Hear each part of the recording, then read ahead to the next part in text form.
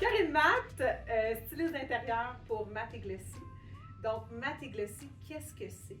C'est en fait, écoute, ça a commencé il y a 8 ans déjà et je n'ai pas de background intérieur. Donc, c'est vraiment quelque chose que je trouvais qui me manquait dans le domaine, qui est en fait de travailler le plus possible avec l'existant.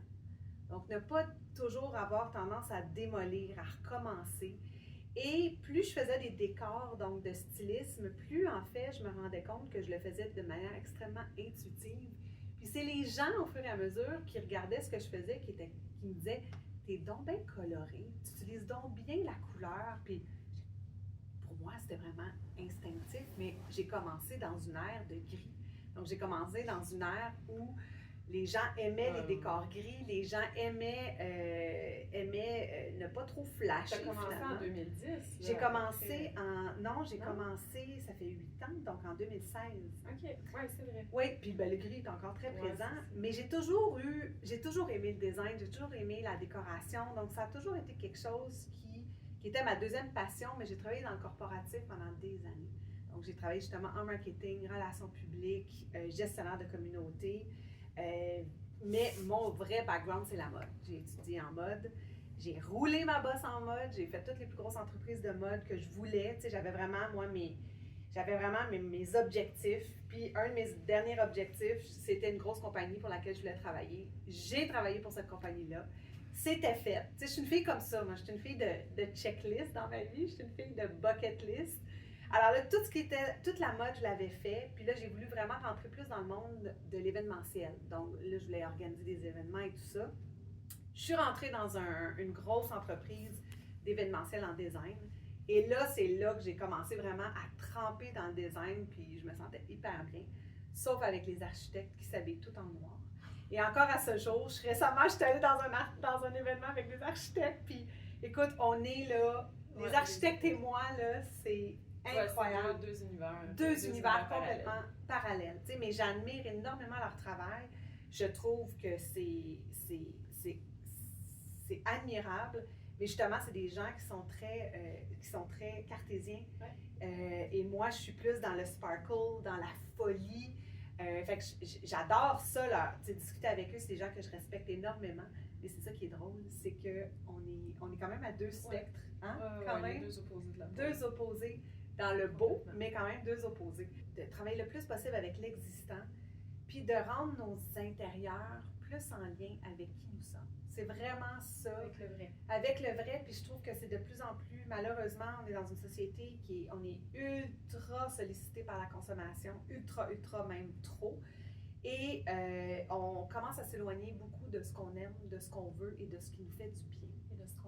Et de ce qu'on est. Parce que des fois, on ne sait même plus. Avec non. tout ce qu'on voit, c'est tellement influencé qu'il faut que tu t'assoies un peu pour te poser la question. Tellement. Et j'ai combien de clients qui me disent « Je ne sais pas ce que j'aime, je ne sais pas ce qui est beau, je veux plus ça ou ça, mais je ne sais pas. » Fait que là, je pense que aussi, c'est quelque chose que je veux pousser, puis je veux travailler aussi cette notion-là de qu'est-ce qui vous rend bien dans vos intérieurs. Tu sais, c'est pas parce qu'on dit que là, il faut que ça soit telle couleur qui est à la mode, ou tel papier peint, ou telle forme de canapé.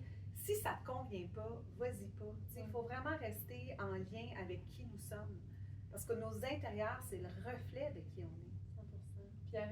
Puis avec Matt & Glossy, c'est sûr que c'est toi, c'est ta signature. Moi, je te vois comme une artiste du design. Oui, on connaît ta signature. On la reconnaît, c'est vrai. J'imagine que ça doit être un défi quand même parce que là, tu sais, comme tous les projets dépendent de toi, dépendent de ta signature, d'aller comme au-delà de ça, est-ce que ça serait un objectif à un moment donné d'avoir une agence de design différent, de design de stylistes différents? C'est drôle parce que je reçois beaucoup d'indices comme ça, mais on dirait que j'embarque pas, mais parce que, comme tu sais, oui, j'ai ma signature au niveau du design, au niveau du stylisme. Mais j'ai aussi ma signature au niveau de mon look, tu sais, qui est comme, on le sait maintenant qu'on ne verra jamais habillé en noir. Je vais toujours essayer d'aller chercher le petit plus, parce qu'encore là, une fois de plus, je suis convaincue que la couleur nous fait du bien quand on la porte aussi, tu sais. Puis aujourd'hui, j'ai pas eu le temps, mais en passant, on a une grosse tempête de neige en avril et j'avais envie de dire à ma communauté, je veux que tout le monde aujourd'hui se mette un top hyper vitaminé parce que, voilà, parce qu'on va en avoir besoin aujourd'hui, parce que je le crois. Donc, ma signature, comme tu dis, oui, elle est dans mes intérieurs, mais je pense qu'elle est aussi dans ma philosophie, puis c'est ce que j'essaie de créer d'un 360, tu sais. Puis souvent, je me fais demander, pourquoi tu n'ouvres pas une boutique ou quelque chose avec tous tes coups de cœur, tous tes éléments coups de cœur, tout ce qui est rattaché à ta signature? Bon, je le fais pas. Je sais pas pourquoi. Parce qu'encore là, je suis une personne extrêmement intuitive, fait que c'est difficile pour moi, des fois, d'embarquer dans des cadres. Puis est-ce que les coups de cœur sont trop statiques aussi? Oui, ça peut être statique en effet, mais en même temps, j'essaye justement que ce soit plus dans plus dans le fond, dans l'intuition que dans la tendance, toujours. C'est hyper important. Fait que, tu sais, des fois, ça peut, oui, en effet, un coup de cœur peut être dans le temps, dans le moment et moins dans le. Ou fixé en fonction d'un client, puis le client d'après, le même coup de cœur, il ne fonctionne plus du tout. Aussi, dans l'approche que tu as, justement, c'est pas des éléments qui vont nécessairement perdurer dans le temps, ils vont se coller au client. Oui, ça justement, quand tu parles du client, c'est un bon point. C'est que chaque personne est différente.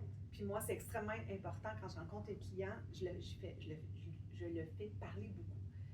Puis c'est sans s'en rendre compte. Là, excusez les clients qui m'écoutent, mais vous ne le savez pas, mais souvent, c'est très rare que je vais rentrer chez le client puis je vais tout de suite dire « OK, c'est bon, c'est quoi le projet? » Très, très, très, très rare. Je vais prendre un bon 15-20 minutes sans qu'ils s'en rendent compte nécessairement, mais je veux connaître leur histoire.